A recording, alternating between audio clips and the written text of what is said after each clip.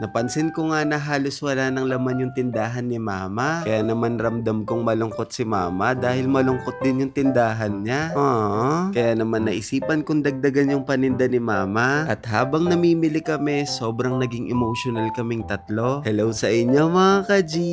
Habang masarap pa yung tulog ni Eliza ngayong umaga, kaya nauna na akong mag-toothbrush sa kanya. Napakasarap pa nga ng tulog ni Eliza dyan dahil siguro maaga-aga pa. Kaya naman hinayaan ko na muna siyang matulog. Napasilip nga ako dito sa bintana at nakita ko si mama. Pinapagpagan niya nga ng pera yung tindahan niya. Si mama tuwing umaga, ganito lagi yung ginagawa niya. Para saan kaya yun? At napansin ko nga na konti na lang yung laman ng tindahan ni mama. Kaya naman kanina, bago ako mag-toothbrush, napasilip ako sa wallet ko. Meron pa nga akong 1,070 pesos dito. Kaya naman naisipan kong ipandagdag na lang to sa tinda ni mama. Alam kong konti lang yung mabibili ko dito pero at least madadagdagan yung tinda ni mama. Kaya naman pagkagising ni Eliza, pinakain ko na siya agad. Aba, mukhang maganda yung gising ni Eliza ngayon ha. Ang sabi ko kay Eliza, bilisan niyang mag-toothbrush dahil pupunta kami ng grocery ngayon. At habang pine-prepare ko si Eliza, sabi ko kay mama mag-prepare na rin siya. Hindi ko muna agad sinabi kay mama na mag-grocery kami dahil gusto kong ma-surprise siya. Kuya G, 1,000 lang talaga yung pera mo. Oo nga pala.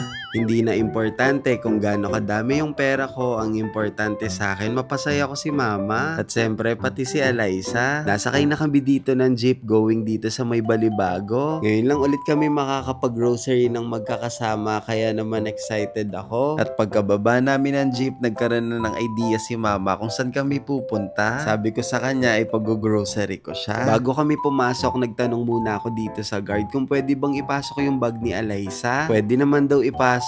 At nung nandito na kami sa loob ng Ultra Mega Supermarket, basket na lang yung pinakuha ko kay mama dahil siguradong konti lang naman yung bibilin namin. Hindi ko na pinakuha si mama ng tumutulak para hindi na lang siya mag-expect. At ayan si Eliza, nag-grocery din. Tinuturo niya yung mga gusto niya. Sabi ko kay Eliza, sige kunin mo lang yung gusto mo. Pag wala akong pambayad, ikaw yung ipambabayad ko dito. At yung head manager nila dito, nakilala niya pa nga si Eliza. Tinatanong niya si Eliza kung maganda nga ba daw si Ate Ivana sa personal. Sabi naman ni Eliza, oo.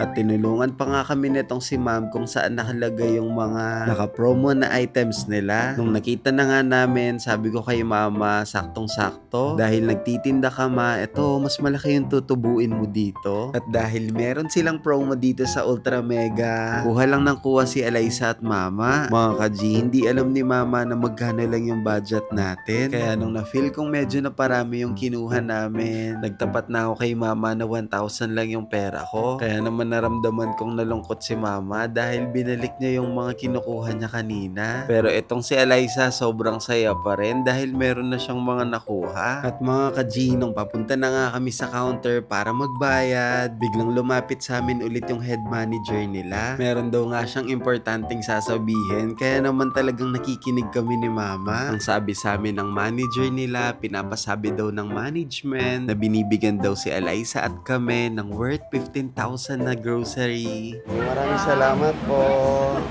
Yan po ang Maraming bigay ni salamat. Ultra Mega sa inyo. Hindi nga kami makapaniwala ni mama na merong mangyayaring ganito ngayong araw. Kaya naman mga ka-G, sobrang tuwang-tuwa talaga kami nila mama. Sabi nga ni ma'am, nakunin na namin lahat ng gusto naming kunin basta worth 15,000 daw. Hanggang ngayon mga ka-G, hindi pa ako makapaniwala na meron kaming ganitong blessings na matatanggap. Kaya naman pumikit ako sandali at nagpasalamat ako kay Lord. At si mama, hindi niya nga alam kung anong kukunin niya. Talagang nagulat din si mama. At binalikan na lang ni mama yung mga iniwan namin kanina kasi sabi ko kay mama kukulangin yung pera namin. At ayan si Eliza, kinuha ko na siya ng basket niya. Sabi ko kunin niya lahat ng gusto niya. Aba talagang kinuha mo nga talaga yung mga gusto mo ha. Si mama naman talagang hindi pa pumapasok sa isip niya na meron siyang worth 15,000 na grocery. Meron pa ang dalang listahan si mama dyan. At lumayo muna ako ng konti kay mama dahil ayaw kong ipakita sa kanyang naiiyak ako. Pero itong si Eliza Eliza naman sumunod sa akin. Kaya ayan tuloy, naiiyak na din siya. Ano ba yan mga ka-G? Sorry po medyo madrama yung vlog natin ngayon. At pinuntahan ko na nga si mama para sabihan siya na deserve niya lahat ng yan. Mga ka-G, bigla din nga siyang umiyak dyan. Hindi pa nga daw makapaniwala si mama dyan dahil akala niya pinaprank ko daw siya. At talagang nahihiya na ako dito kay mama. Pasensya po kayo na talagang kumukuha. Hindi ko ba alam kay mama bakit ba hindi siya kumuha ng mga gusto niya. Talagang hindi daw siya makagalaw, sabi niya sa akin. At ayan, kinuha ko ng shampoo si Eliza. At tumulong na rin ako ng mga pwedeng ibenta ni mama at ipandagdag niya sa paninda niya. Grabe mga ka-G, 2 pushcart. Hindi, 3 pa pala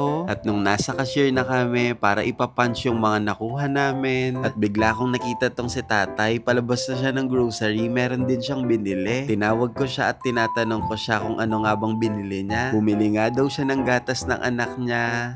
O dagdagan ko tayo, sandali lang na. Nagpakuha na ako agad ng gatas para ma-share natin yung blessings natin kay tatay. Naniniwala kasi ako mga ka-G na pag gumawa ka ng kabutihan sa kapwa mo, babalik din to sa'yo. Kaya naman sa Ultra Mega, maraming blessings pa po ang papasok sa inyo. Dahil tulad po ng binigay nyo ngayon sa amin, malaking bagay po ito para sa tindahan namin. Dahil dito po kami kumukuha ng panggastos namin sa araw-araw. Binigyan pa nga si mama ng suki card. At meron pa nga nakakilala sa amin dito. Shoutout po sa inyo. Sigurado akong dito na lagi mamimili si mama sa Ultra Mega Supermarket. Siguradong excited na umuwi si mama para ayusin yung mga paninda niya. Mga ka-G, gusto ko pong magpasalamat sa inyo dahil hanggang ngayon, nandito pa rin po kayo para suportahan kami. At gusto ko pong magpasalamat sa Ultra Mega Supermarket. Hindi nyo man po kami kaano-ano, pero ramdam po namin yung malasakit ninyo. Sobrang laking bagay po ng binigay ninyo sa amin. Kaya naman po nagpapasalamat po kami ni Mama, Eliza at ako sa mumunti po ninyong regalo sa amin. O paano ba yan? Naging madrama na tong vlog natin. Hanggang dito na lang muna po Bye-bye po mga ka-G!